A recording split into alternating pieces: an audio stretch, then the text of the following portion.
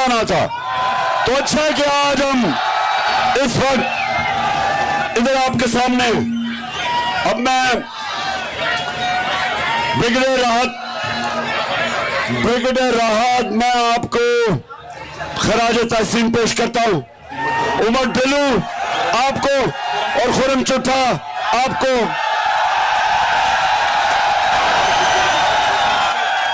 उमर गुजर भी है, मुझे नजर नहीं आ रहा उसको भी, कि आप ये डरे हुए थे कल कि आज आप नहीं आएंगे, लेकिन क्या ये मुझे अपने मुरीद के लोगों के ऊपर पूरा इत्मीनान था। की वजह से उनको बंद। अच्छा जी, अब दो तीन बातें आज मैं अपना आगाज कर रहा हूं इसका। मैं जरा दो तीन बातें अपनी कौम के सामने रखना चाहता हूं हमारे कारवान के चलने से पहले। सबसे पहले कि शहबाज शरीफ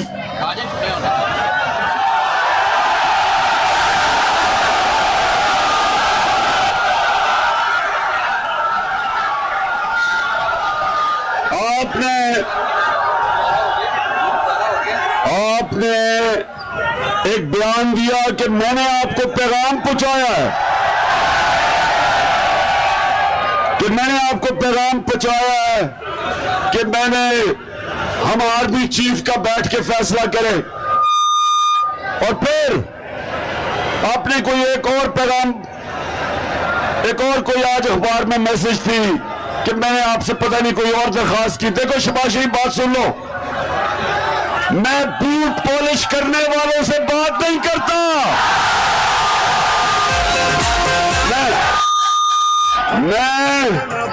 मैं उनसे बात कर रहा हूं और उनसे बात की जिनको मिलने के लिए आप गाड़ी की डिक्की के अंदर छुप के जाया करते थे। तुम्हारे से बात करने का फायदा है क्या? तुम्हारे पास है क्या? तुम्हारे पास बात करने के लिए है क्या?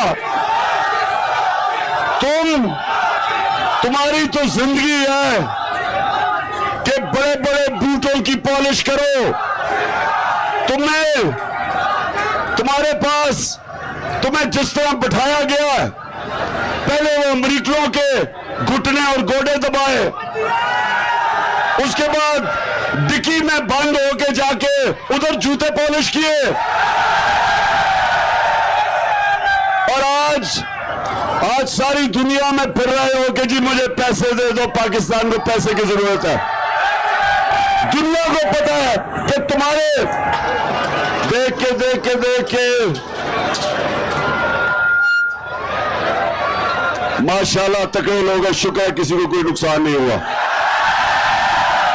ये पाकिस्तानी कौम है, ये बाकी कौमों से फर्क है। ये वो मोहम्मद मुस्तफा नबी सल्लल्लाहु अलैहि वसल्लम की उम्मत है। ला इलाहा इल्लल्लाह।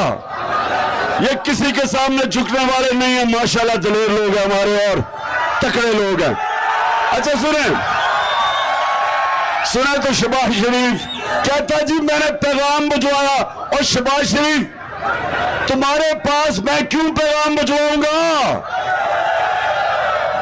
मैं उनसे बात की जो तुम्हें इशारों पे चलाते हैं, और मैंने बात एक की कि मुल्क में साफ और शफाफ इलेक्शन करवाओ, और कोई दूसरी बात नहीं की।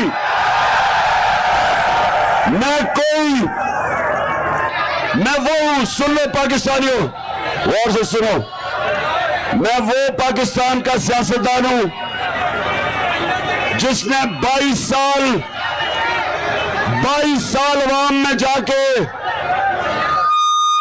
छोटी सी पार्टी से मेहनत अवाम को अपना बयानिया समझा के एक बड़ी पार्टी बनाई, और आज सबसे बड़ी पार्टी है माशाल्लाह पाकिस्तान में। मैं कोई किसी मिलिट्री डिक्टेटर की नर्सरी में नहीं पढ़ा। मैं जुल्फिकार अली भुट्टो की तरह अयूब खान को डैडी नहीं कहता था। मैं उसकी कैबिनेट में नहीं 8 साल गुजारे। और मैं नवाज शरीफ की तरह जो जनरल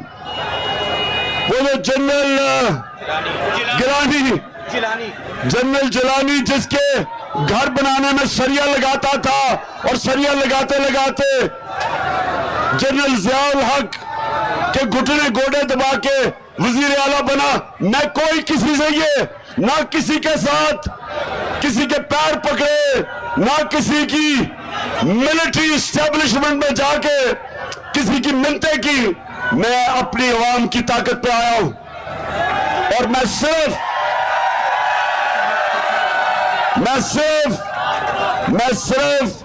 आज भी कहता हूं कि एक चीज होना चाहिए, साफ और शफाफ इलेक्शन। जो पाकिस्तान की आवाम फैसला करे वो हमें कबूल है, लेकिन मुझे अमेरिका के गुलाम, मुल्क के बड़े बड़े डाकू जो हमारे ऊपर मुसल्लत किए गए, जिन्होंने अरबों रुपया खर्च करके लोगों के जमीन खरीदे हमारे लोटों के, जो इस तरह बैठे हुए हैं, इनको कौम नहीं मानती, इंपोर्टेड हुकूमत को नहीं मानती कौम।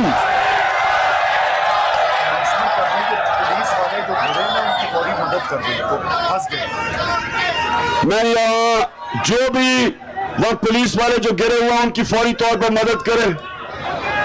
पुलिस वाले नहीं गिरे, पुलिस वालों को पुलिस वालों को कह रहा हूं कि उनकी प्लीज मदद करें, जो और रेस्क्यू वाली प्लीज उनकी मदद करें।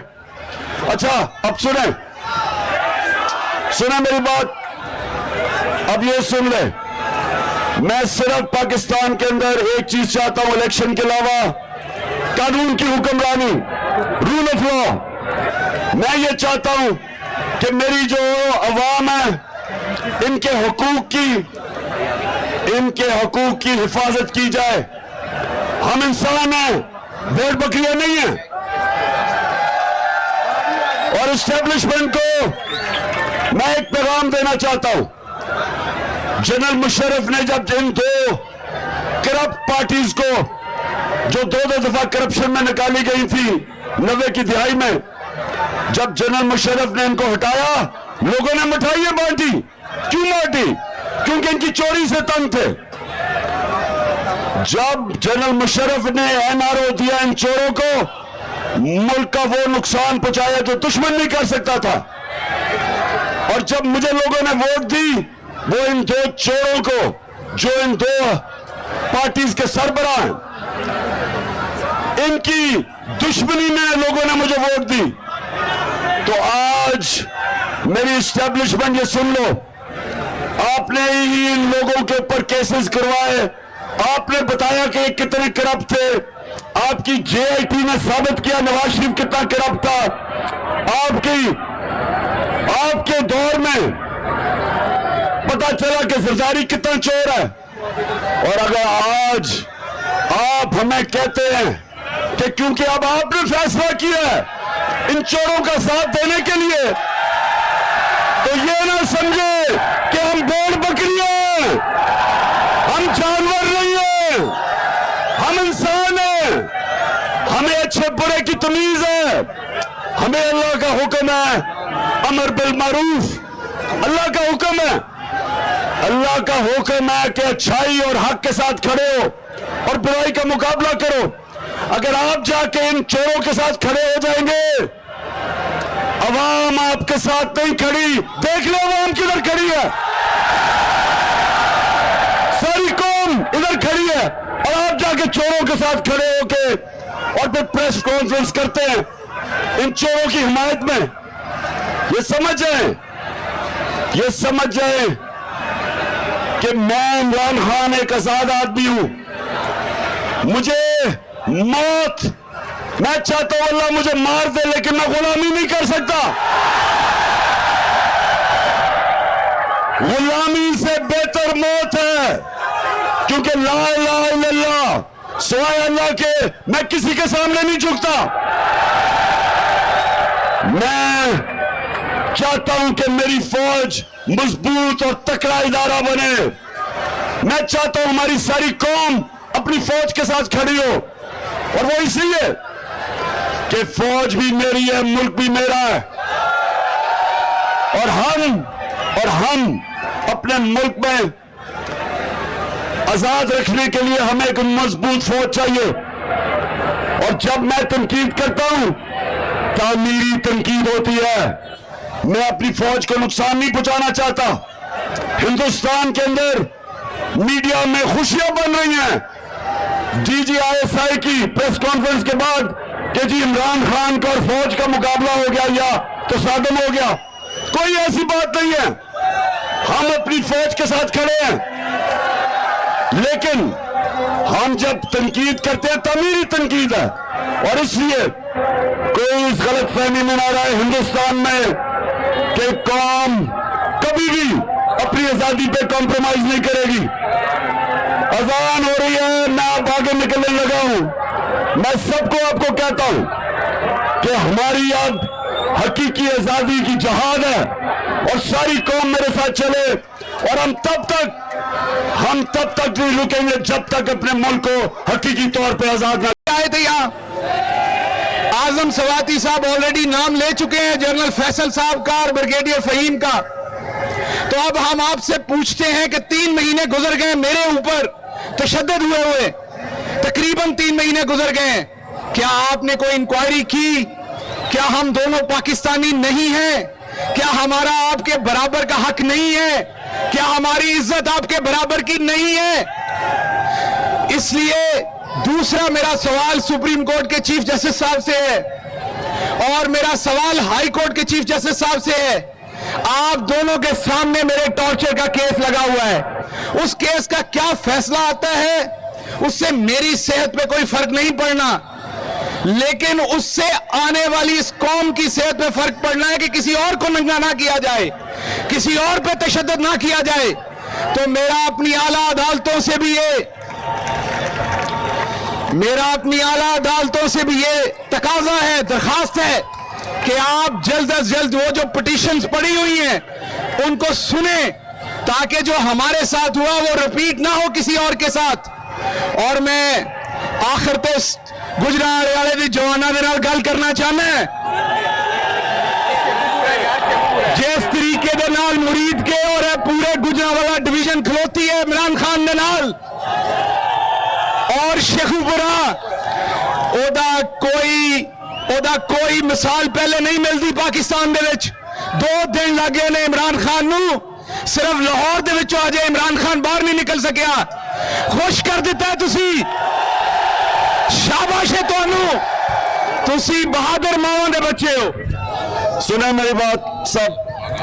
मैं आज अपने सुप्रीम कोर्ट के चीफ जस्टिस से बड़े अदब से, क्योंकि देखें जो मैं देख रहा हूं, जब हमारा एक अजीम मुल्क बनेगा पाकिस्तान, जो नया पाकिस्तान बनेगा, उसकी बुनियाद इंसाफ के ऊपर रखी जाएगी। कभी कोई कौम ऊपर नहीं जा सकती जिधर इंसाफ नहीं होता, जिधर कानून की हुक्मरानी नहीं होती, जिधर इंसानों के हुकूक की हिफाजत नहीं की जाती। हम वो पाकिस्तान जिसका नाम मैंने अपनी तहरीक का आज से 26 साल पहले इंसाफ की तहरीक रखा था, रूल ऑफ लॉ। ये मैं 26 साल से कह रहा हूं कि खुशहाली नहीं आती जब तक इंसाफ नहीं होता। मेरे नबी सल्लल्लाहु अलैहि वसल्लम ने मदीना की रियासत में सबसे पहले अदल और इंसाफ कायम किया था। गुर्बत थी, अदल और इंसाफ कायम किया था, फिर खुशहाली आई थी। खुशहाली इंसाफ के बाद आती है। जिस मुल्क में जुल्म का निजाम होता है, हजरत अली का कौल है कि कुफर का निजाम चल जाएगा, लेकिन जुल्म का निजाम नहीं चल सकता। तो मैं अपनी अदलिया से रिक्वेस्ट करता हूं, इस मुल्क की खातिर, हमारे मुल्क के मुस्तकबिल की खातिर, कि खुदा के वास्ते इस मुल्क में रूल ऑफ लॉ कायम करें। ये जो लोग कानून के ऊपर बैठे हुए हैं, इनको कानून के नीचे लेके आए। जो अपने आप को समझते हैं कि कानून तो सिर्फ कमियों के लिए है, जो समझते हैं कि वो गरीब लोगों के लिए सिर्फ कानून है, जेल उनके लिए है, ताकतवर डाकू एनआरओ ले ले और बेचारे छोटे लोगों को जेलों के अंदर जुल्म होता है।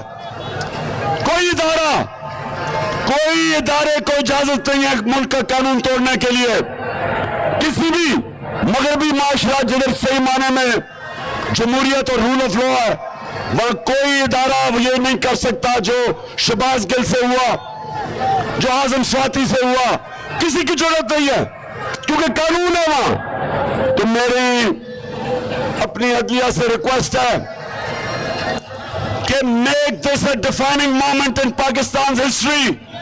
ये वो टाइम लेके आओ इस मुल्क की तारीख में कि जब हम आजाद हो जाए हकीकी तरह आजाद होने के लिए इंसाफ चाहिए, रूल ऑफ लॉ चाहिए। हम आपसे रिक्वेस्ट करते हैं कि ये कोई मुजरिम नहीं थे, ये कातिल नहीं है, ये जासूस नहीं है, ये दहशतगर्द नहीं थे। ना आजम स्वाति, ना जमील फारूकी, ना शहबाज गिल। ये यूनिवर्सिटी का प्रोफेसर अमेरिका से वापस आता है, आजम स्वाति वहां पैसे कमा के अमेरिका से पैसे पाकिस्तान लेके आता है। और इन दोनों को नंगा करके जो इन्होंने तशद्दुद किया, मैं रिक्वेस्ट करता हूं आपसे, मैं अपनी अदालतों से रिक्वेस्ट करता हूं कि खुदा के वास्ते इस मुल्क को बचाएं, क्योंकि ये जो मुल्क जिस तरह लेके जा रहे हैं, चोरों का टोला ऊपर बैठ गया, अपने अरबों रुपए के करप्शन के केसेस माफ करवा रहे हैं, जेलों में गरीब लोग घुसे हुए हैं।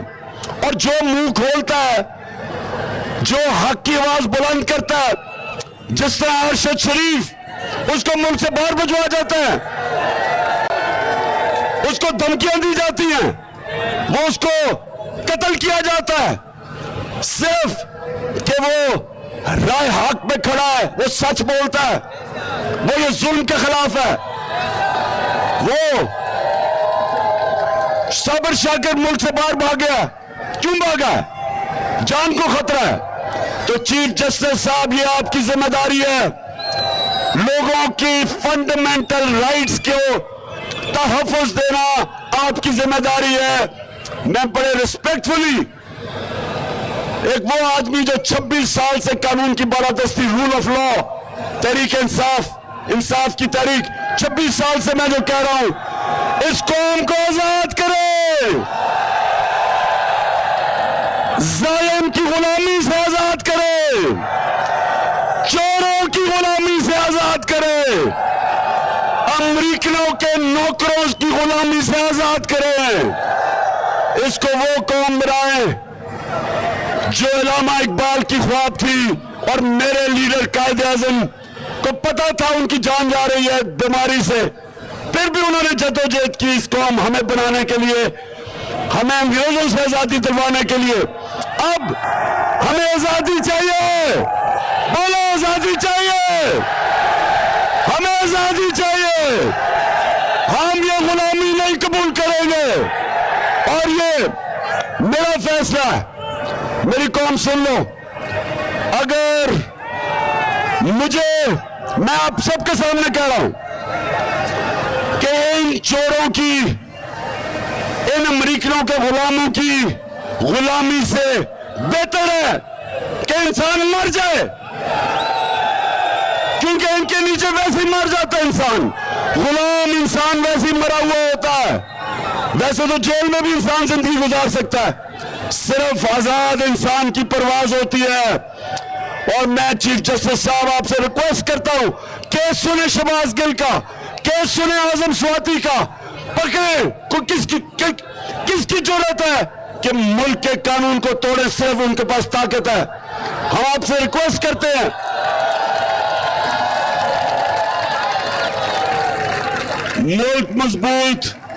मुल्क ऐसे मजबूत नहीं होते कि जिधर जुल्म करके, डरा के, धमका लोगों की आजादी राय खत्म करो। मुल्क तब ऊपर जाता है जिधर अदल और इंसाफ होता है। चले